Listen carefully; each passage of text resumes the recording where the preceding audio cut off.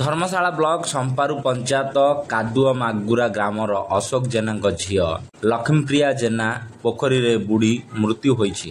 ଆଜି ସକାଳେ ଖୁଦୁରୁକୁଣୀ ପିଲାଙ୍କ ସହିତ ଯଜ୍ଞ ପୋଖରୀକୁ ବାଲୁକା ପୂଜା ପାଇଁ ଯାଇଥିଲେ।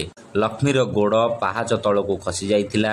ପାହାଚ ତଳେ ଅକାତ ପାଣିରେ ସେ ବୁଡ଼ି ଯାଇଥିଲେ। ବୁଡ଼ିଗଲା ବେଳେ ସାଙ୍ଗ ପିଲାମାନେ ଉଦ୍ଧାର କରିବାକୁ ଚେଷ୍ଟା କରିଥିଲେ। ଉଦ୍ଧାର କରି ନ ପାରିବାରୁ ଗ୍ରାମବାସୀମାନେ ଆସି ସେଠାରେ ପହଞ୍ଚିଥିଲେ। ସେତେବେଳକୁ ଲକ୍ଷ୍ମୀପ୍ରିୟା ଛନ୍ଦାଠାରୁ ବହୁତ ଦୂରକୁ ଭାସି ଯାଇଥିଲେ।